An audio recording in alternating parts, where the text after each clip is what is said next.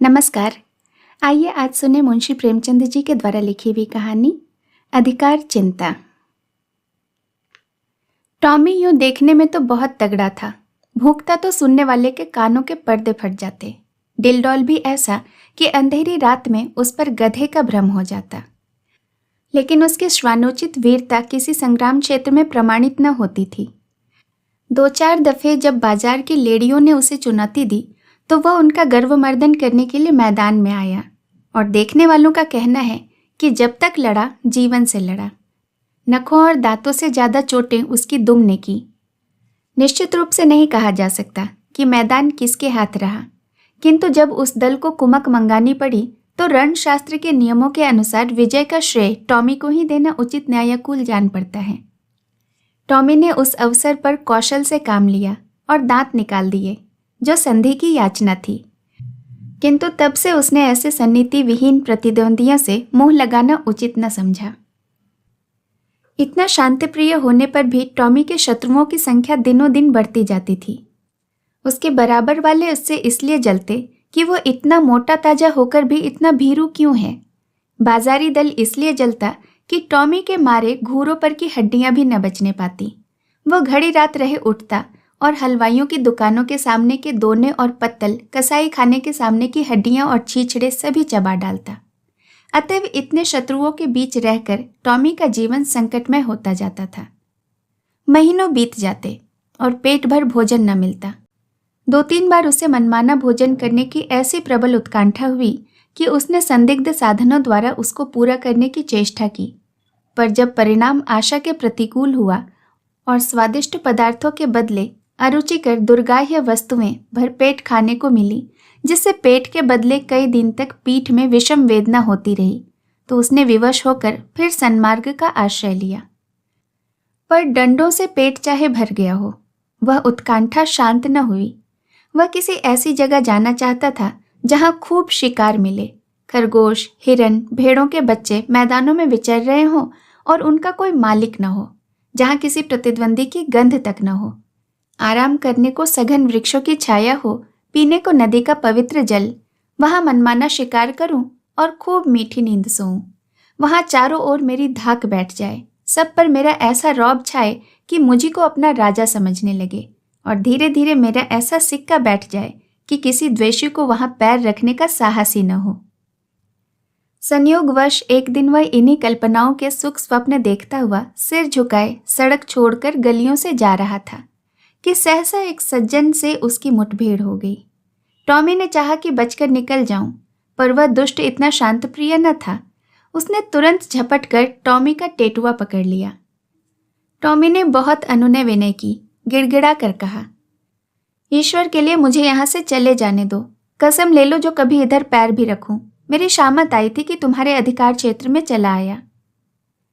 पर उस मदांध और निर्दयी प्राणी ने जरा भी रियायत न की। अंत में हारकर टॉमी ने गंधर्व स्वर में फरियाद करनी शुरू की। यह कोलाहल सुनकर मोहल्ले के 2-4 नेता लोग एकत्रित हो गए और उन्होंने भी दीन पर दया करने के बदले उल्टे उसी पर दंत प्रहार शुरू कर दिया। इस अन्यायपूर्ण व्यवहार ने टॉमी का दिल तोड़ दिया। वह जान छुड़ाकर भागा। उन अत्याचारी पशुओं ने बहुत दूर तक उसका पीछा किया, यहाँ तक कि मार्ग में एक नदी पड़ गई और टॉमी ने उसमें कूदकर अपनी जान बचाई। कहते हैं एक दिन सबके दिन फिरते हैं। टॉमी के दिन भी नदी में कूदते ही फिर गए। कूदा था जान बचाने के लिए और हाथ लग गए मोती।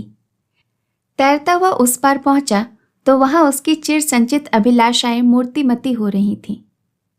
यह एक विस्तृत मैदान था। जहां तक निगाह जाती थी हरियाली की छटा दिखाई देती थी। कहीं नालों का मधुर कलरव था, कहीं झरनों का मंद गान, कहीं वृक्षों के सुखद पुंज थे, कहीं रेत के सपाट मैदान। बड़ा सुरम्य मनोहर दृश्य था। यहाँ बड़े तेज नखों वाले पशु थे, जिनकी सूरत देखकर टॉमी का कलेजा दहल उठता था, पर उन्होंने टॉमी की कुछ परवाह न की। वे आपस में नित्य लड़ा करते थे, नित्य खून की नदी बहा करती थी। टॉमी ने देखा, यहाँ इन भयंकर जंतुओं से पेश न पा सकूंगा। उसने कौशल से काम लेना शुरू किया। जब 2 लड़ने वाले पशुओं में एक घायल और एक मुर्दा होकर गिर पड़ता तो टॉमी लपक कर मांस का कोई टुकड़ा ले भागता और एकांत में बैठकर खाता। विजय पशु विजय के उन्माद से उसे तुच्छ समझकर कुछ न बोलता। अब क्या था, टॉमी के पौ 12 थे। सदा दिवाली रहने लगी, न गुड़ की कमी न गेहूं की। नित्य नए पदार्थ उड़ाता और वृक्षों के नीचे आनंद से सोता। उसने ऐसे सुख स्वर्ग की कल्पना भी न की थी। वह मरकर नहीं, जीते जी स्वर्ग पा गया। थोड़े ही दिनों में पौष्टिक पदार्थों के सेवन से टॉमी की चेष्टा ही कुछ और हो गई। उसका शरीर तेजस्वी और सुगठित हो गया। अब वह छोटे मोटे जीवों पर स्वयं हाथ साफ करने लगा। जंगल के जंतु अब चौके से उसे वहां से भगा देने का यत्न करने लगे। टॉमी ने एक नई चाल चली। वह कभी किसी पशु से कहता कि फला शत्रु तुम्हें मार डालने की तैयारी कर रहा है, किसी से कहता कि फला तुमको गाली देता था। जंगल के जंतु उसके चकमे में आकर आपस में लड़ जाते और टॉमी की चांदी हो जाती। अंत में यहाँ तक नौबत आ पहुंची कि बड़े बड़े जंतुओं का नाश हो गया। छोटे मोटे पशुओं का उससे मुकाबला करने का साहस न होता था। उसकी उन्नति और शक्ति देखकर उन्हें ऐसा प्रतीत होने लगा मानो यह विचित्र जीव आकाश से हमारे ऊपर शासन करने के लिए भेजा गया है। टॉमी भी अब अपनी शिकारबाजी का जौहर दिखाकर उनकी इस भ्रांति को पुष्ट कर दिया करता था। वह बड़े गर्व से कहता कि परमात्मा ने मुझे तुम्हारे ऊपर राज्य करने के लिए भेजा है। यह ईश्वर की इच्छा है। तुम बड़े आराम से अपने घरों में पड़े रहो, मैं तुमसे कुछ न बोलूंगा, लेकिन केवल तुम्हारी सेवा करने के पुरस्कार स्वरूप तुम में से एकाध का शिकार कर लिया करूंगा। आखिर मेरा भी तो पेट है, बिना आहार के कैसे जीवित रहूंगा और कैसे तुम्हारी रक्षा भी करूंगा। अब वह बड़ी शान से जंगल में चारों ओर गौरवान्वित दृष्टि से ताकता हुआ विचरा करता। टॉमी को अब कोई चिंता थी तो यह कि इस देश में मेरा कोई मुद्दई उठ न खड़ा हो। वह सजग और सशस्त्र रहने लगा। ज्यों-ज्यों दिन गुजरते थे और सुख भोग का चस्का बढ़ता जाता था, त्यों-त्यों उसकी चिंता भी बढ़ती जाती थी। बस अब बहुधा रात को चौंक पड़ता और किसी अज्ञात शत्रु के पीछे दौड़ पड़ता। अक्सर अंधा कुकर बात के भूखे वाली लोकोक्ति को चरितार्थ करता। वन के पशुओं से कहता कि ईश्वर न करे कि तुम किसी दूसरे शासक के पंजे में जाओ, वह तुम्हें पीस डालेगा। मैं तुम्हारा हितैषी हूँ, सदैव तुम्हारी शुभकामना में मग्न रहता हूँ, किसी दूसरे से यह आशा मत रखो। पशु एक स्वर में कहते कि हम जब तक जिएंगे आपके ही अधीन रहेंगे। आखिरकार यह हुआ कि टॉमी को क्षण भर की शांति से बैठना दुर्लभ हो गया। वह रात दिन नदी के किनारे इधर उधर चक्कर लगाया करता, दौड़ते दौड़ते हांफने लगता और बेदम हो जाता, मगर चित्त को शांति न मिलती, कहीं कोई शत्रु न घुस आए। लेकिन क्वार का महीना आया तो टॉमी का चित्त एक बार फिर अपने पुराने सहचरी से मिलने के लिए लालायित हो गया। वह अपने मन को किसी भांति रोक न सका। वह दिन याद आया जब वह 2-4 मित्रों के साथ किसी प्रेमिका के पीछे गली गली और कूचे कूचे में चक्कर लगाया करता था। 2-4 दिन तो उसने सब्र किया, पर अंत में आवेग इतना प्रबल हुआ कि वह तकदीर ठोक कर खड़ा हो उठा। उसे अब अपने तेज और बल का अभिमान भी था। 2-4 को तो वह यूं ही मजा चखा सकता था, किंतु नदी के इस पार आते ही उसका आत्मविश्वास प्रातःकाल के तम के समान फटने लगा। उसकी चाल मंद पड़ गई और आप ही आप सिर झुक गया और दुम सिकुड़ गया। मगर एक प्रेमिका को आते देखकर वह विह्वल हो उठा और उसके पीछे हो लिया।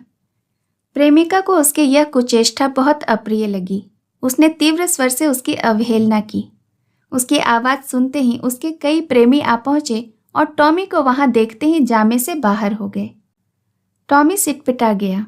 अभी निश्चय न कर सका कि क्या करूं कि चारों ओर से उस पर दांतों और नखों की वर्षा होने लगी। भागते ही न बन पड़ा। देह लहूलुहान हो गई। भागा भी तो शैतानों का एक दल उसके पीछे था। उस दिन से उसके दिल में शंका सी समा गई। हर घड़ी यह भय लगा रहता कि आक्रमणकारियों का दल मेरे सुख और शांति में बाधा डालने के लिए मेरे स्वर्ग को विध्वंस करने के लिए आ रहा है। यह शंका पहले भी कम न थी, अब तो और बढ़ गई।